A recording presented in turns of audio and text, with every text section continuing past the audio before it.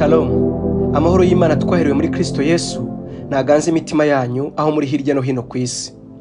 Nisenga ubifuriza kugubwa neza aho muri hirya no hino ku isi. Ikaze mu nyigisho yacu y'uyu munsi nanone aho turi kuganira ku gakiza. Mu nyigisho zacu z'ubushize twarebye agakiza cyari cyo. Twahereye mu isezerano rya kera, tureba igisobanuro cy'agakiza nanone mu isezerano rya kera. Tunareba igisobanuro cy'agakiza mu isezerano rishya. Mu isezerano rishya twabonye ko gakiza kuzurira mu bice bitatu bigize ibihe byacu, ari byo igihe cyashize, igihe cya none ndetse n'igihe kizaza. Ari byo bivuze ngo twarakijijwe, turakizwa ndetse tuzakizwa. Ubushize rero twarebye icyo twakijijwe icyari cyo, ko twakijijwe igihano cy'ibyaha ari cyo urupfu rw'iteka. Imana muri Kristo Yesu ubwo twizeraga yakijije umwuka wacu, ubwo twizeraga urupfu no kuzuka by'umwana w'Imana. Tumaze kwizera rero, Imana mu mwuka wayo iriho iradukiza. Ni ukuvuga ngo iriho irakiza ubugingo bwacu, ame, soul, kugira ngo icyaha cye kugira ubutware mu buzima bwacu, ngo kidukoreshe icyo Imana yanga. Nongere mbibutse ko icyaha ari icyo turi cyo, hanyuma ibyaha bikaba imbuto z'ibyo dukora.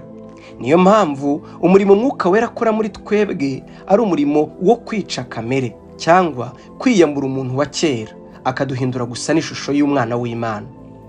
Iki gikorwa Umwuka Wera akora agikorera mu bwenge bwacu, mu marangamutima yacu ndetse no mu bushake bwacu, ni ukuvuga volonté yacu, nk'uko ari byo bice bitatu bigize ubugingo bw'umuntu, ari cyo bita ame cyangwa soul mu cyongereza. Umwuka Wera akora imirimo ikomeye, ni wo wemeza abantu, tugira ubwoba cyane iyo tutakimwumva, twibaza icyo twakora. Pawulo agira ati, ahubwo mureke Imana ivugurura ibitekerezo byanyu, mube muhindutse rwose. Niko mu Baroma ibice 12 umurongo wa 2 havuga. Nanone aragira ati, mu rwandiko yandikiye Abakorinto ba mbere ibice 2 umurongo wa 16, mbese ninde wigeze kumenya icyo Uwiteka atekereza ngo amwigishe? Nyamara twebwe dufite gutekereza kwa Kristo. Abefeso ibice 4 umurongo wa 23, Pawulo aragira ati, mugahinduka bashya mu mwuka w'ubwenge bwanyu. Ibi byanditswe byose n'ibindi byinshi tutasomye, intumwa Pawulo yabwiraga bizeye ko bakwiriye guhinduka bakagira indi mitekerereze, ariyo mitekerereze ya Yesu. Uku guhinduka mu bwenge cyangwa mu mitekerereze niryo shingiro ryo guhinduka kose. Kuko mu Migani 23 umurongo wa 7 haragira hati, kuko uko umuntu atekereza ariko ari. Umwuka Wera akora umurimo ukomeye muri twebwe wo kuvugurura imitekerereze yacu, akaduha gutekereza kwa Kristo. Iyo mitekerereze ya Kristo ni imitekerereze ihura n'ijambo rya Kristo ubwe. Icya kabiri Umwuka Wera akoraho ni amarangamutima yacu, ngo tudatwarwa n'irari ry'uburyo bwose rishaka gukorera mu ngingo zacu. Urwandiko rwa mbere rwa Petero ibice 2:11 aragira ati, bakundwa ndabahugura ubwo muri abasuhuke n'abimukira, kugira ngo mwirinde irari ry'umubiri rirwanya ubugingo. Abakolosayi ibice 3:8 Pawulo aragira ati, ariko noneho mwiyambura ibi, umujinya n'uburakari, kandi ntihakagira amagambo ateye isoni aturuka mu kanwa kanyu. Ntimukabeshyane ubwo mwiyambuye umuntu wa kera n'imirimo ye, mukambara umushya uhindurirwa mushya kugira ngo agire ubwenge kandi ngo ase n'ishusho ye yamuremye. Yandikiye Timoteyo nanone Pawulo urwandiko rwe rwa 2 ibice 2 umurongo wa 11, nuko uhungira ari rya gisore, ahubwo ukurikize gukiranuka no kwizera n'urukundo n'amahoro, ufatanije n'abambaza umwami bose. Pawulo, Petero, Yohana, Yakobo ndetse na Yuda bose uko arabanditsi banditse inzandiko dusoma mu isezerano rishya, bagarutse ku kutemerera imitima yacu, ari bwo bugingo cyangwa se soul, ame, gutwarwa n'irari ry'imibiri yacu cyangwa irari ry'amaso, ngo twemerere imibiri yacu kwinezeza no kurekera rigatwarira muri twe, ahubwo ko dukwiriye kuba bera tutariho umugayo. Pawulo we ntiyibagiwe no kuvuga ku gice cya 3 kigize ubugingo bw'umuntu, ari cyo bushake, volonté, ko nabwo bukwiye kuba butegekwa n'ubushake bw'Imana. Yagize ati, ntimukaba bapfu, ahubwo mumenye icyo umwami wacu ashaka. Abefeso ibice 5 umurongo wa 17.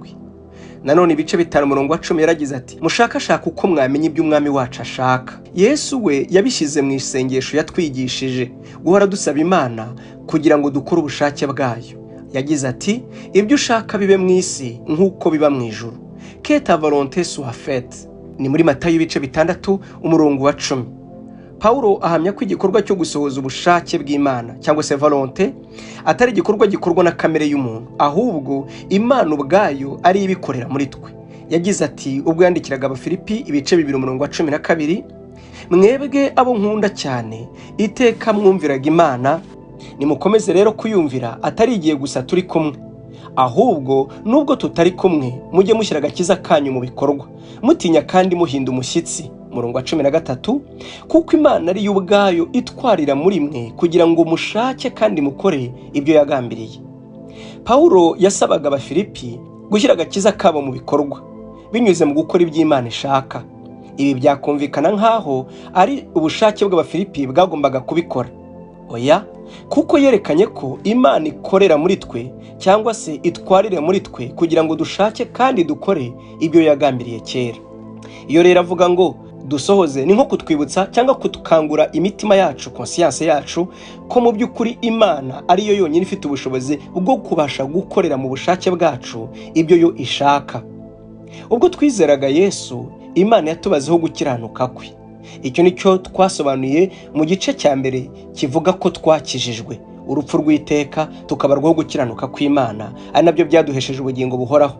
Ku ntambwe ya kabiri rero, Imana ishaka ko tubaho cyangwa tugendera muri kwa gukiranuka yatubazeho. Ibi kugira ngo byumvikane, mureke ntanga urugero rw'umubyeyi wandikishije imitungo ye ku mwana we, akaba afite amafaranga menshi yashize kuri konte ye, ariko umubyeyi ategereje ko umwana we abanza gukura maze akabaho mu buzima yamuteguriye kera, kuko iwe yamaze kumushakira imibereho. Icyo umwana asabwa ni ugukura maze ubwenge bwe, conscience ye, imitekerereze ye igasobanukirwa n'icyo bita imitungo cyangwa se imibereho. Yarangiza agahaguruka agaharanira cyangwa se akabaho ubuzima buhwanye n'imibereho si yamushakiye. Wowe numubona uzabona uwo mwana ari umukire kandi koko afite imibereho iteye imbere cyangwa se imibereho myiza, ariko mu by'ukuri iyo mibereho ntabwo ari wayishakiye, ni se wayimushakiye. Ntabwo uzabona se, uzabona we, ariko se we bizamunezeza, kuko ikizamunezeza ni uko uzabona umwana we abayeho neza bihwanye n'ubuzima yamushakiye. Natwe nuko Imana muri Kristo Yesu yaduteguriye kera ubuzima butunganye n'imibereho y'inezeza. Icyo ukeneye ni ukubimenya ko ari wowe byateguriwe, ugahaguruka ukabigenderamo kandi ukabibamo.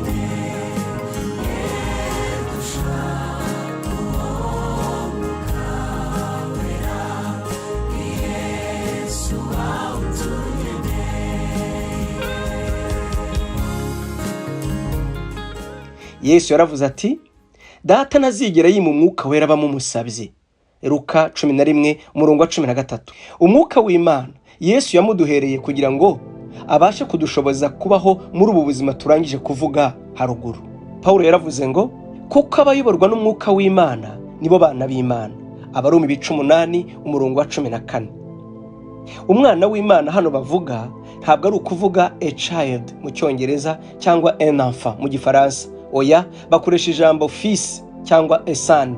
Icyo bashaka gusobanura ni umwana ukuze, ntabwo ari umwana w'uruhinja, ahubwo ni umwana umaze gukura ushobora kumenya ukuri ndetse n'ikinyoma.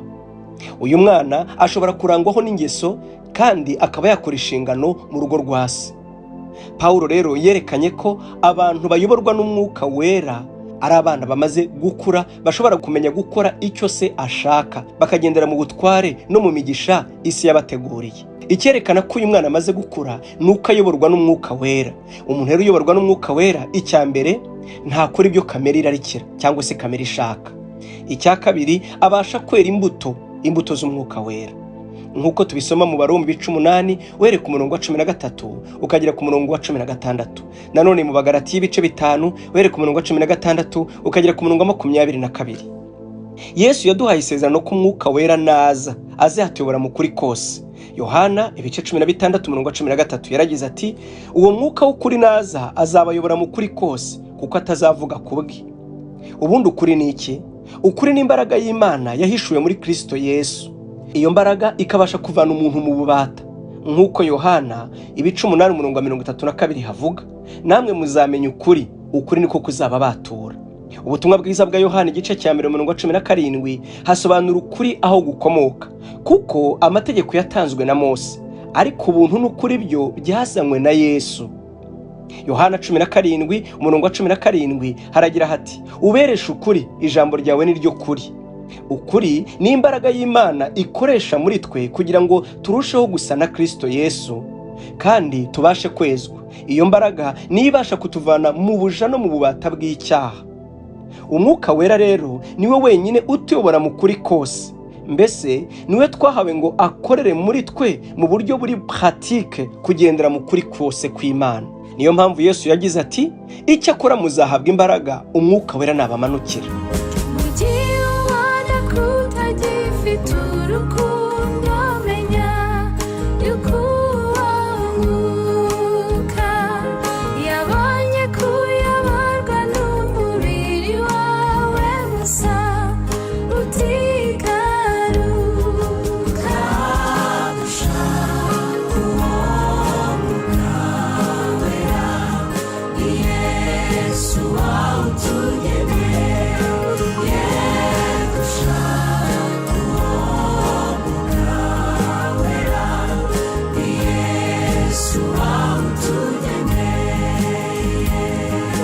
Turagusaba mwami Yesu, mwohereze uwo mufasha wacu, kuko dufite intambara ikomeye mw'isi, turamukwiye rwose. Ukuri twamenye muri Yesu, umwuka wera niwe uguhindura ubuzima muri twe tukabasha kukugenderamo. Ubugingo buhoraho bwo muri Kristo Yesu twarabuhawe kubwo kwizera, gupfa no kuzuka kwe. Naho kubw'umwuka w'Imana, ubu bugingo bwo muri Yesu Kristo tubasha kubugenderamo bukagaragara muri twe. Nibyo Paulo yise gusohoza agakiza kacu. Ibi ntibyakorwa n'amasengesho cyangwa kwiyiriza ubusa, ahubwo menya ko bikorwa n'umwuka wera muri twebwe. Kuko umwuka wera ubwe niwe waduhaye kwizera Yesu. Kuko ntawabasha kuvuga ngo Yesu Kristo ni umwami atabibwirijwe n'umwuka wera, nk'uko Abakorinto ba mbere igice cya 12:3 havuga. Uyu mwuka w'Imana niwe waduhaye kwizera Yesu, ni nawe umuhindura ubuzima muri twe. Icyo usabwa ni ukubimenya, prise de conscience, ugakingura umutima wawe maze ukamwemerera kukugira umwana w'Imana, nk'uko twabisobanuye, umwana ukuze ubasha kuyoborwa n'umwuka wera, akakuyobora mu kuri kose, bikakubashisha kwera imbuto. Imana ibaha umugisha. Reka dusenge. Ndagushimiye Data wa twese uri mu ijuru, we waduhinduye kuba abana bawe, utubyaye ubwa kabiri muri Kristo Yesu. Umwuka wera niyo watwemeje kwizera umwana w'Imana, ni nawe waduhaye ngo abashe kuduhindurira gusa nawe. Ndasenze ngo uduhe kugendera muri uyu mudendezo no kubaho muri ubu buzima bwiza bwo kukubaha no gusa na Kristo Yesu waduhereye mu mwana wawe, tukabishobozwa n'umwuka wera ari ubikoreye muri twebwe. Dukingura imitima yacu, uduhe kubikenera no kubyifuza, ndetse no kwizera ko ubwo buzima twabuhawe kandi bushoboka mu mibereho yacu tukiri mu isi. Urakoze, twiteguye gusohoza uwo murimo, kuko watangiye umurimo mwiza muri twe, ni nawe uzawusohoza. Icyubahiro kibi cyawe, ni mu izina rya Yesu. Amen.